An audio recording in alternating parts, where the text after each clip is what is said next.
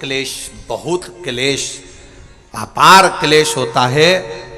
पति पत्नी में झगड़ा होकर पत्नी मायके भी चली जाती है, पति अपने घर पर रह जाता है, एक दूसरे का फोन आना बंद हो जाता है, एक दूसरे से बातचीत बंद हो जाती है, कोई पत्र व्यवहार नहीं होता।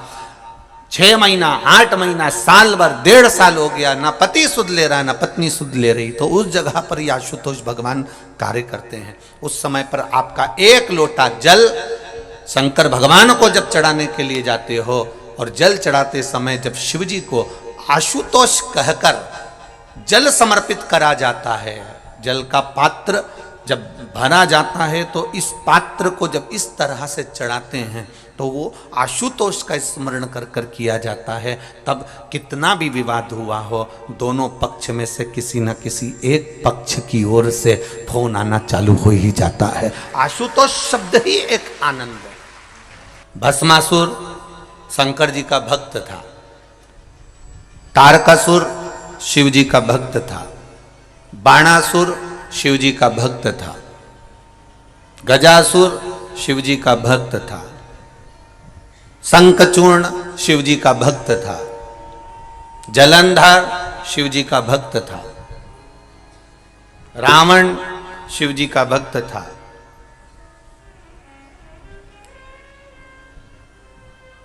और जितने असुरों को उठाना, एक एक असुरों को उठा लीजिए, जितने राक्षसों को उठाना हो शिव महापुराण में से उसको उठाकर देख लो, एक भी शंकर भगवान का दुश्मन नहीं है, एक भी।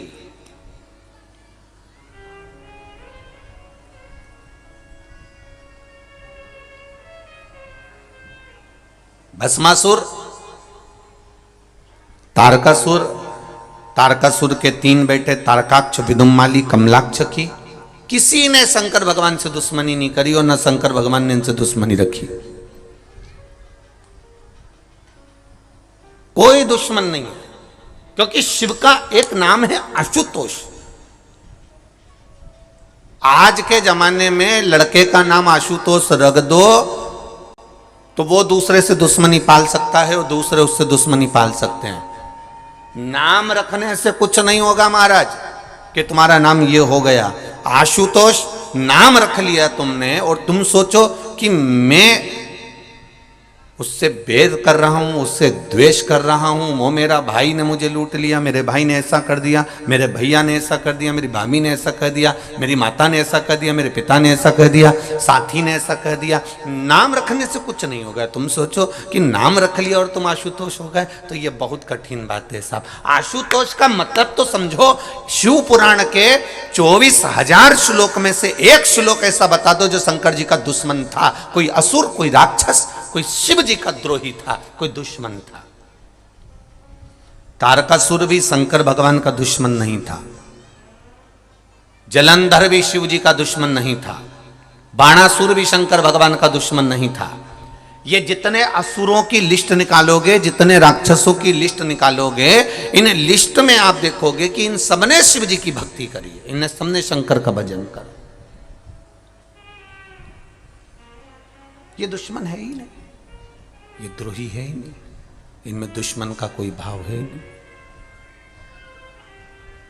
जिसका कोई दुश्मन नहीं होता, अर्थात सामने वाला व्यक्ति भले मन में थोड़ा सा बैर उत्पन्न कर ले, पर महादेव किसी के प्रति बैर उत्पन्न नहीं करते। इसलिए शिव जी का नाम एक है जिसको लोग क्या कहते हैं, जम के बोलो जरा, आशुतोष कहते हैं, क्योंकि बैर नहीं है। अब एक एक राक्षसों का चरित्र उठाकर देखिएगा। भस्मासुर का चरित्र उठा लो पहले, और भस्मासुर के चरित्र को देखिए। कौन था यह भस्मासुर? एक राजा जिसने शिव जी को प्रसन्न करने का मन में ठान लिया था। इतनी सेवा करी भगवान शंकर की, इतनी सेवा करी, इतनी सेवा करी, शिव जी प्रसन्न हो गए। मांग तुझे क्या चाहिए? शंकर भगवान ने कहा आपके कैलाश पर मुझे कोई सेवा दे दो। जैसे कोई आकर कह दे, भैया बताओ आपने कौकड़ी में कथा चल रही है, जायसवाल जी बताओ जरा मुझे क्या करना पड़ेगा, बताओ मेरे लिए कोई सेवा हो तो बताओ। तो इन्होंने कह दिया साहब आप एक काम करो कि जो भी भगत आए इनको चाय पिला दो।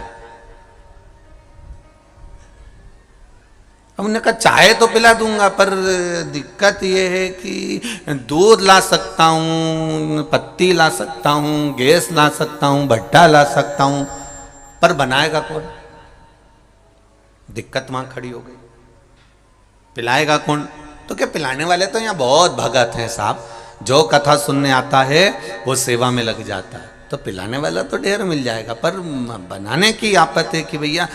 और बनाने वाला भी चतुर चाहिए, मालूम पड़े ज्यादा अदरक डाल देने, दूध फटी गया, चाय पूरी फट गई, फिर क्या होगा? जो दूध लेकर आया था वही चिल्लाएगा, तेरे को नहीं आती थी तो तूने बनाई क्यों? क्यों? किसने कहा तेरे को बनाने का? तुझे आती नहीं है तो क्यों बना रहा? भस्मासुर ने भगवान देवादिदेव महादेव से कहा, जितने लोग इस कथा को सुन रहे हैं आस्था चैनल पर, फेसबुक, यूट्यूब पर, जितने लोग इस कांकड़ी छोटे से गांव में हजारों की संख्या में, लाखों की संख्या में जितने लोग कथा श्रवण कर रहे हैं, ये तीनों डूमों में बैठकर, तीनों पंडालों में बैठकर, उनसे निवेदन करूंगा जरा ध्यान लगाकर सुनना। आशुतोष केवल नाम नहीं है, आशुतोष का गुण भगवान शिव के भीतर समाया है। वो आशुतोष का तत्व हमारे भीतर होना चाहिए, हमारे भीतर वो आशुतोष का तत्व होना चाहिए। क्यों कहते हैं? जिस लड़का और लड़की का संबंध टूट रहा है, अदालत में केस चल रहा है, जरा सी बात के पीछे तलाक की बात हो गई, तो क्यों कहा जाता है कि आशुतोष नाम से शंकर भगवान पर जल चढ़ाना प्रारंभ करो?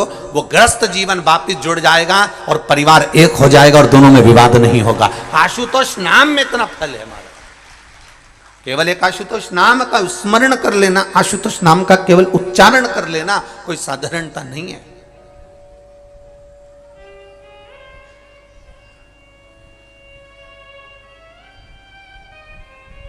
पूछा मेरे लिए सेवा, शिव जी ने कहा क्या सेवा दूं तेरे को? पार्वती जी बोली कोई तो सेवा देना पड़ेगा, आपका भक्त है, भजन कर रहा है, पूजन कर रहा है। अब इतनी दूर से आए लोग और पूछे कोकड़ी में आने के बाद हमको सेवा बताओ, तो जो बोले ना साहब सेवा बताओ, सेवा बताओ, सेवा बताओ, कोई ऐसी सेवा बताओ साहब कि वो सेवा के लिए फिर सोचे कि दादा बड़े गजब फंसे रे, बड़े गजब फंसे।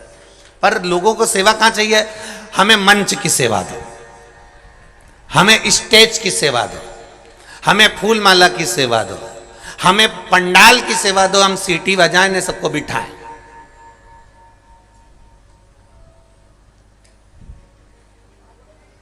फिर अगर ये सेवा नहीं मिले तो जहां भोजन का काम हो वहां पर माइक पकड़ने की सेवा दो। ये सेवा नहीं बने तो फिर हमको जो है सबको भोजन परोसने की सेवा दो। और उससे भी बड़ी सेवा कही कि हम बर्तन यहां से हम लोगों से कहेंगे बर्तन उठा के वहां रखो, प्लेट उठा के वहां रखो, तो ये सेवा हमारी। अब इतनी बड़ी बड़ी सेवा लोगों ने ले ली, फिर इससे जो बड़ी सेवा है कि साहब, इससे बड़ी जो सेवा है कि साहब वो देख के आओ पूरे पंडाल में कहीं गंदगी तो नहीं है पड़ी, कहीं कचरा तो नहीं पड़ा, तो इतने में वो कह देगा बताओ, हमें बोल रहा है कचरा देखने का, हमें बोल रहा है गंदगी देखने के लिए, सारी अच्छी अच्छी सेवा इनको दे दी और वो सेवा हमको दे दी। पर देखा जाए शिव महापुराण की सबसे बड़ी सेवा है कि जहां कथा सुनने बैठे हो वहां कोई गंदगी तो नहीं है, वो भी हमें ही देखना। स्वच्छता का ध्यान रखना भी हमारा फर्ज है, स्वच्छता का ध्यान रखना हमारा कर्तव्य।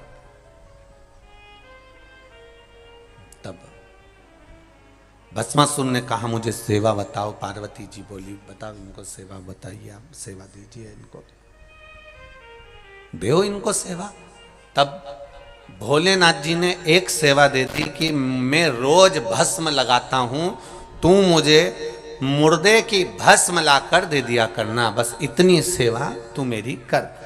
अब भस्मासुर ने कहा प्रभु वाह क्या सेवा दी है, बहुत बढ़िया सेवा है, अब बताओ कहीं का होता तो कह देता बताओ मुर्दे की भस्म लेने भेज रहा है मेरे को, पर भगवान ने कहा नहीं तू मुर्दे की भस्म ढूंढ के ला। अब ये रोज जाता मुर्दे की भस्म लेकर आ जाता, रोज जाता शमशान से मुर्दे की भस्म लेकर आ जाता, रोज जाता मुर्दे की भस्म लेकर आ जाता। साल निकल गए, अब कोई जरूरी है कि रोज कोई मरेगा,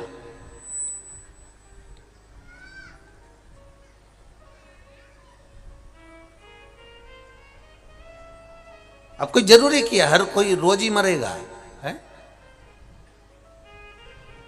भाई दूल्हा एक बार बनता है, दुल्हन एक बार बनती है,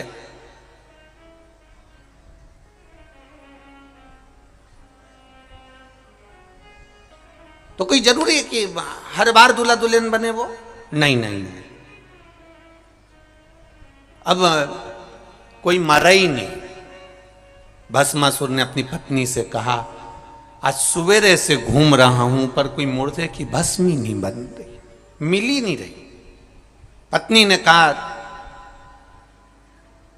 सद्दूर देखिए आए, आओ हर जगह पर गए थे, सब जगह हो जाए, हाँ, पर मुर्दे की भस्म ही नहीं मिली। पत्नी बोली, मुझे लग रहा है लोगों ने मरना बंद कर दिया है, मुझे ऐसा महसूस हो रहा है। पति ने कहा, भोलेनाथ जी को सुबेरे सुबेरे भस्म लगती है, भस्म का श्रृंगार होता है, भस्म नहीं मिलेगी तो भोलेनाथ जी के पास में मैं कैसे जाऊंगा, उनने मुझे सेवा दी है। अब धर्म पत्नी तो धर्म पत्नी थी, ऐसी चतुर धर्म पत्नी सबके पास होना चाहिए, ऐसी चतुर।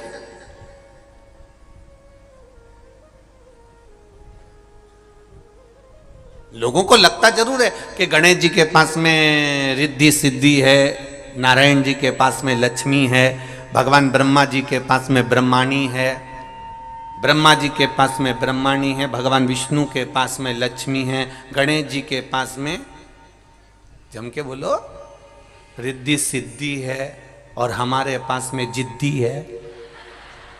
तो लोगों को लगता जरूर है कि भाई ये कहीं ना कहीं गड़बड़ तो हुआ। अब उनके पास में भले रिद्धि सिद्धि हो, पर अपने पास तो इतनी जिद्दी कि 2-3 बार तो उसके पिताजी को भी बोल दिया, तुम्हारी छोरी बड़ी जिद्दी है। एक बार अड़ जाती है ना तो सुनती नहीं है किसी की भी।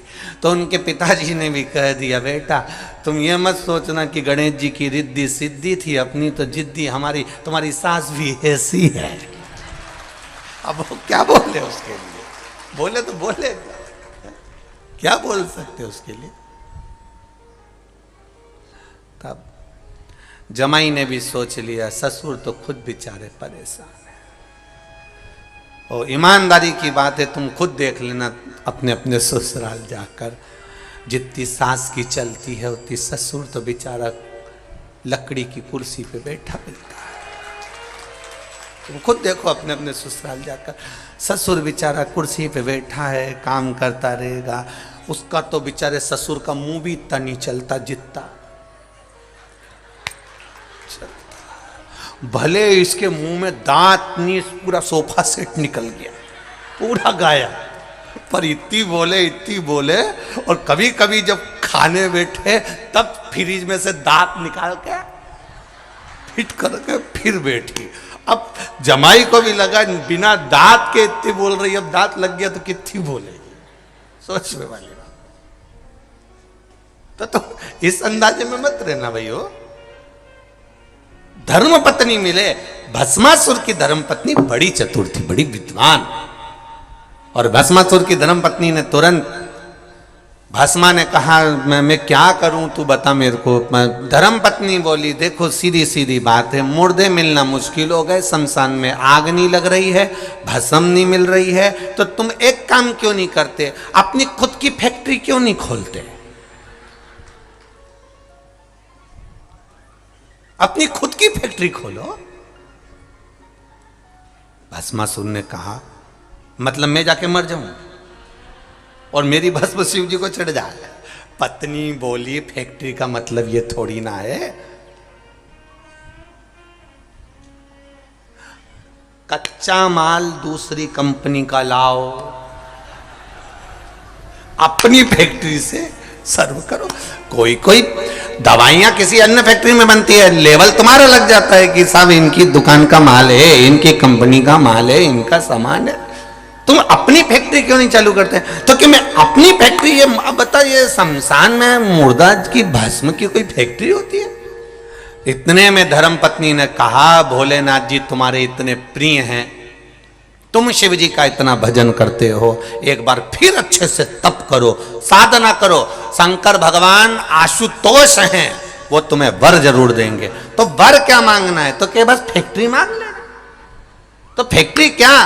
तो धर्म पत्नी कहती है बस इतना मांग लेना कि तुम जिस पे हाथ रखो वही भस्म, रोज ताजा ताजा भस्म कंपनी की तैयार, रोज तैयार, अपनी खुद की फैक्ट्री, सवेरे से उठना किसी पे भी धार देना, निपट गया, रात तैयार, महादेव को दिया ना। इतने में भस्मासुर ने कहा, क्या गजब की बुद्धि है तेरी, क्या गजब की बुद्धि। अब इसको इतनी सी अक्ल नहीं आई कि अगर सुबह से उठ के इसने तेर पे ही धर दिया तो तू तो गई। अब इसको इतनी बुद्धि नहीं आई, पर इसने फैक्ट्री चालू करवा दी और भस्मासुर तप में लीन हो गया। क्या तप करा है भस्मासुर ने, क्या तप करा, शिव जी प्रसन्न हो गए। क्या बात है भस्मासुर, प्रभु मैं बड़ा दुखी हूं। शंकर जी ने पूछा, क्या दुख आ गया तेरे को? प्रभु आपके लिए भस्म नहीं ला सकता क्योंकि मुर्दे ही नहीं मिलते हैं, तो मैं जली हुई भस्म कहां से लाऊं? शंकर भगवान बोले, तो फिर क्या करेगा? बस आप मुझे वर दे दो, मैं जिस पे हाथ रखूं वही भस्म हो जाए, इतनी कृपा कर दीजिए, बस और कुछ नहीं चाहिए। जिस पे हाथ रखूं वो भस्म। शंकर भगवान ने कहा, तथास्तु। ये अपने घर चले गया। धर्मपत्नी ने पूछा, क्या हुआ? भगवान शंकर प्रसन्न हो गए? आओ, उन्होंने वर भी दे दिया, जिस पे हाथ रखे वही भस्म। धर्मपत्नी बोली, पहले एक आध बार फैक्ट्री की मशीनों को ऐसी चला के देखना पड़ता है, काम कर रही कि नहीं कर रही। तो पति ने बोला, क्या? शिवजी बहुत चतुर हैं, तुम्हें इतनी जल्दी भस्म होने का आशीर्वाद नहीं दे सकते, ये मैं गारंटी देती हूं। इतने में पत्नी ने जैसे ही बोला तो पति बोला, तू ऐसा मत बोल, वो महादेव हैं, ऐसा हो नहीं सकता कि वो मुझे वर नहीं दे सकते, वो तो वर देते हैं। नहीं नहीं नहीं, तुमने प्रैक्टिकल करके देखा है कहीं? हाथ रख के देखा है तुमने कहीं?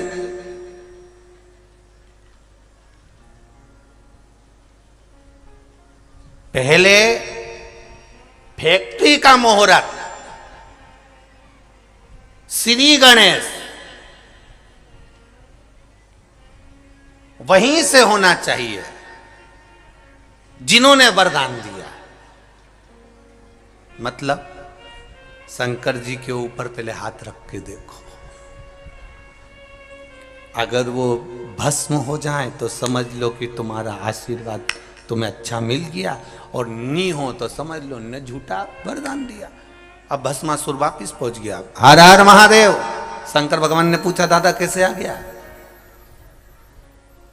कुछ नहीं, आपके ऊपर हाथ रख के देखना है। शिव जी बोले, क्यों? शंकर भगवान बोले, तू मेरे ऊपर हाथ क्यों रखना चाहता? बस मुझे देखना है कि आपने जो भस्म का आशीर्वाद दिया वो सही है कि गलत है, क्योंकि सुबह सुबह मालूम पड़े मैं गया ब्रह्म मुहूर्त में, मैंने जाकर किसी के ऊपर हाथ रख दिया और वो भस्म ही नहीं हुआ, और मालूम पड़े तुम्हारे लिए भस्म लाना है और मिली नहीं, तो फिर मैं क्या करूंगा? इसलिए मैं तो आज ही प्रैक्टिकल करना चाहता हूँ। शंकर भगवान बोले, क्या करेगा? बस आप पर हाथ रखूंगा। शिव जी ने बोले, मैं अब भी नंदी को बुलाता हूं। तो भस्मासुर बोला, नंदी की क्या जरूरत है? शंकर भगवान बोले, तुझे जरूरत नहीं, जरूरत मुझे। तुझे जरूरत नहीं है, भस्म नंदी की जरूरत मुझे है। तो तुम नंदी से क्या करोगे? शंकर भगवान बोले, रुक तो जा। और जो शंकर जी ने डमरू खड़काया, जो डमरू बजाया, नंदी आया।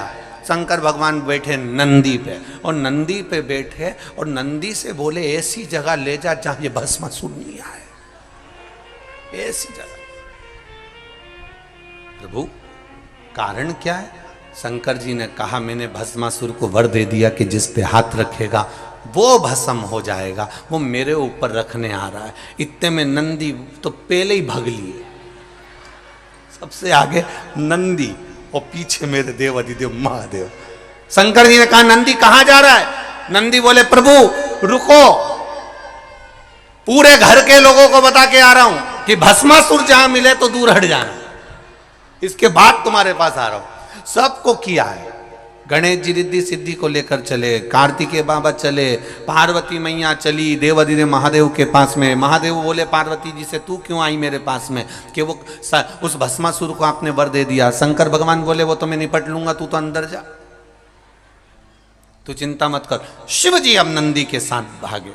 महाराज भगवान नारायण ने देख लिया कि ये महादेव भागते हुए आ रहे हैं। बैठे थे आराम से, नारायण लेटे हुए थे। लेटे लेटे शंकर जी वहां पहुंच गए। लक्ष्मी जी चरण दबा रही थी। शिव जी को घबराए हुए देखकर भगवान विष्णु ने पूछ लिया आप यहां आज कैसे आना हुआ मेरे देवाधिदेव महादेव?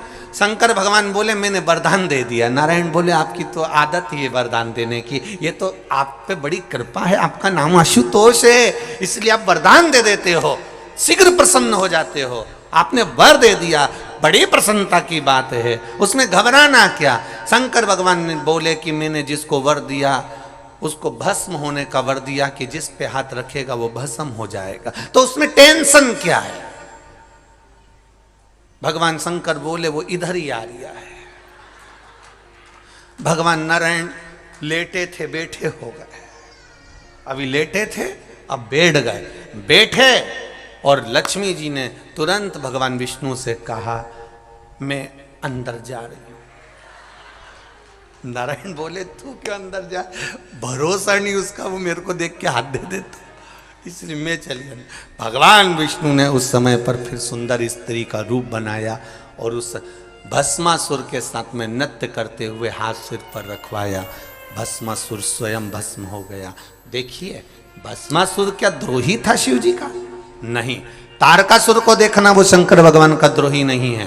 तारकाक्ष, विदुमाली, कमलाक्ष के शिव जी के द्रोही नहीं है। जितने हुए ये शंकर के द्रोही नहीं। शंकर का किसी से भेद नहीं, सबके प्रति शिव के द्रोही नहीं। महादेव का स्नेह करुणा है, वात्सल्य है। मेरे देवाधिदेव महादेव का किसी से भेद नहीं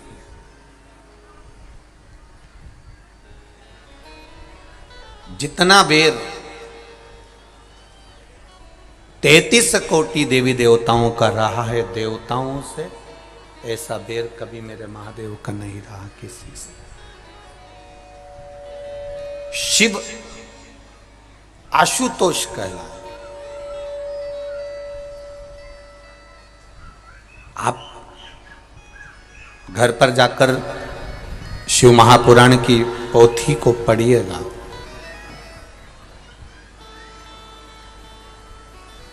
भगवान शंकर के पावन संवाद को आप जरूर पढ़िए कि शंकर भगवान का किसी से बैर रहा हो तो जरूर बताइएगा। शिव का बैर नहीं किसी से। जो बैर रखने वाले भी हैं वो शंकर जी के पास में आकर प्रेम करने लगते हैं। जैसे शिव जी की सवारी है नंदी और मां जगत जननी की सवारी है शेर। शेर और नंदी का कभी विवाद नहीं हुआ जब तक वो शंकर जी के पास में रहे।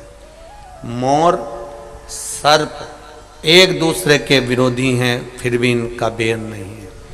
सर्प और चूहा ये एक दूसरे के विरोधी हैं, पर इनका बैर नहीं हुआ। आशुतोष भगवान शिव का एक नाम के साथ में, एक स्मरण के साथ में एक कर्म भी है कि शालीनता, शीतलता, स्नेह, मौनता, करुणाता, वात्सल्यता, स्नेह जुड़ा हुआ हो, प्रेम जुड़ा हुआ हो, वात्सल्यता जुड़ी। इसलिए आशुतोष नाम में एक सुख है, आशुतोष नाम में एक आनंद है। और अपने जीवन में एक बात हमेशा उतार कर रखिएगा, एक भाव में उतार कर रखिएगा कि जीवन में जब उलझन उत्पन्न हो रही हो, जब लग रहा हो कि ये मानव की देह, मानव का शरीर मिल जरूर गया पर उलझनों में अगर जीवन चल रहा है, तो उन उलझनों में तब देवाधिदेव महादेव के एक नाम का उच्चारण अवश्य करें। वो नाम है, जम के बोलो जरा, आशुतोष। उस नाम का स्मरण अवश्य करें। शंभु शरणे पड़ी मांगू घड़ी रे घड़ी दुख काटो दया करी निदर्शन। ये शरीर भगवत भजन का सुख देने वाला, कितना सुंदर कहा है हमारे संतों ने। 24 घंटे हैं, 24 घंटे भगवान ने दिए हैं ये 24 घंटे। 24 घंटे में से थोड़ा सा समय निकालकर परमात्मा को दो। चलते समय में भगवान ये कभी नहीं कहता कि तुम अलग से कोई समय दो। भगवान कह रहा है 24 घंटे में जो समय तुम्हारे पास में है, उस समय में से थोड़ा सा समय निकालकर आप परमात्मा को दे दीजिए। अलग से भगवान को कुछ नहीं चाहिए, अलग से भगवान लेना भी नहीं चाहते। भगवान तो कहते हैं जो तेरा चल रहा है उसी चलते में काम करो। दुकान अच्छी चल रही है, किराने की दुकान अच्छी चल रही है, कपड़े की दुकान अच्छी चल रही है, घी की दुकान अच्छी चल रही है, बर्तन की दुकान अच्छी चल रही है, किराने की दुकान अच्छी चले। कहीं मौका मिल जाए, किसी गरीब कन्या का विवाह है, किसी गरीब बड़े के घर में शादी है और बेटी को ब्याह है, और तुम्हें मालूम पड़ जाए कि गरीब की छोरी का ब्याह है, तो किराने की चलती हुई दुकान में से थोड़ा सा सामान निकालकर उस बेटी के ब्याह में पहुंचा दो। चलते में दान कर। कपड़े की दुकान है, चल रही है, चलती दुकान में से थोड़ा सा कपड़ा निकाल कर ले साहब, उनकी बेटी का ब्याह है, नहीं उसके पास में इतना, ले जाओ सब दिया। बर्तन की दुकान है, चलती दुकान में से थोड़ा सा निकाल कर पात्र लो साहब, में कन्यादान में मैंने ये 5 बर्तन भेज दिए, मैंने 10 बर्तन भेज दिए। चलते में कर्म करिए। किराने की चलती हुई दुकान से थोड़ा सा किराना निकाल दोगे, मालूम नहीं पड़ेगा। कपड़े की दुकान में से, चलती हुई दुकान में से थोड़ा कपड़ा निकाल दोगे, मालूम नहीं पड़ेगा। उसी तरह बर्तन की चलती हुई दुकान में से थोड़ा सा बर्तन निकाल दोगे, मालूम नहीं पड़ेगा। उसी तरह इन 24 घंटे जो चलते रहते हैं, इन 24 घंटे में से अगर 3 घंटा महादेव के लिए निकाल दोगे तो मालूम नहीं पड़ेगा। ये मालूम नहीं पड़ने वाला है। ये आनंद, गला पकड़ दो, ये सुख, ये आनंद देने वाला है, ये समृद्धि देने वाला। चलते में निकालिए। जब चलते में निकालोगे तो उसका एक आनंद दूसरा रहेगा। आए हैं यहां पर बहुत सारे लोग कथा श्रवण करने के लिए, कईयों के पत्र भी आए। देखो कितना भाव से पत्र लिखे हैं, देखिए।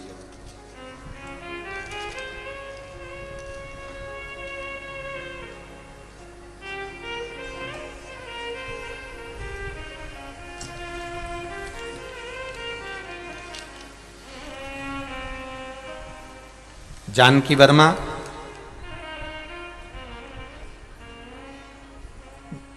तुलसी मानपुर ग्राम, जिला रायपुर से आए हैं। कहीं बैठी हो तो हाथ हिलाइएगा, कहीं बैठी हो तो हाथ हिलाइएगा। आप ही हैं? दोनों हाथ हिला दो ऐसे, एक बार ऐसे हाथ हिलाओ। श्री शिवाय नमस्तुभ्यम। हाँ, इस तरह से हिला दो एक बार। हाँ, ठीक है। श्री शिवाय नमस्तुभ्यम। मैं गुरु जी, शंकर जी के क्या वर्णन करूं, क्या बखान करूं, क्या बोलूं गुरुदेव। एक लोटे जल का क्या बखान करूं। मेरे पति एक मानसिक रोग से ग्रसित हैं। 22 साल से उनका मानसिक रोग समाप्त नहीं हुआ। प्रतिदिन दवाई खाते हैं, ठीक से सो भी नहीं पाते थे। इस लॉकडाउन में आपकी शिव महापुराण की कथा सुनी और शंकर जी पर 1 लोटा जल चढ़ाना प्रारंभ करा। एक बेलपत्री चढ़ाती, देवाधिदेव महादेव को चढ़ाना प्रारंभ करा। आप कहते हो सारी समस्या का हल 1 लोटा जल है, तो मैंने भी सोचा कि अब लॉकडाउन में कथा आ रही है, कहीं जा नहीं सकते। और पति 22 साल से मानसिक रोग से ग्रसित थे, सोते नहीं थे, रात भर जगते रहते थे, हरकतें मानसिक रोग वाले व्यक्ति की क्या होती है ये आप भी जान सकते हैं। 22 साल से ये ग्रस्तित थे।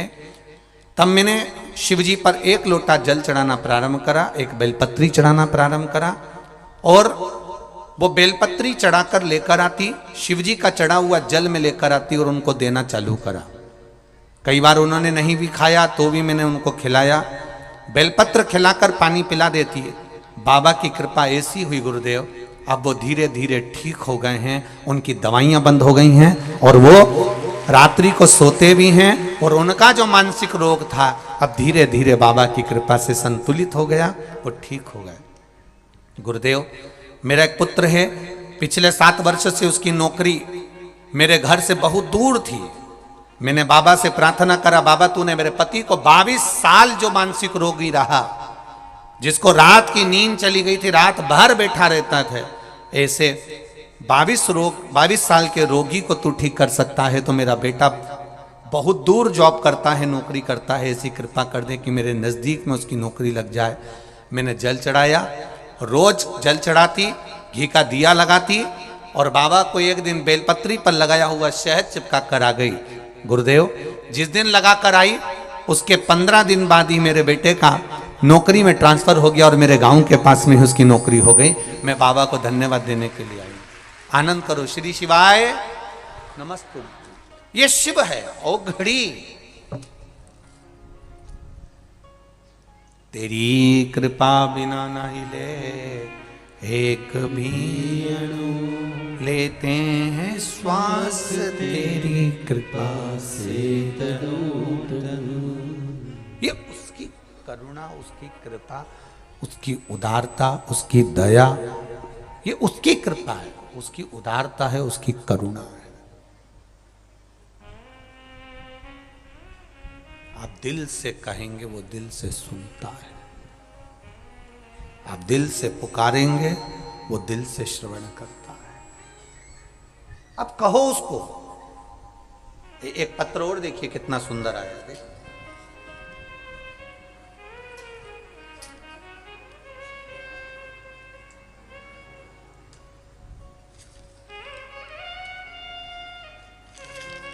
पत्र तो सभी बहुत सुंदर सुंदर लिखे हैं।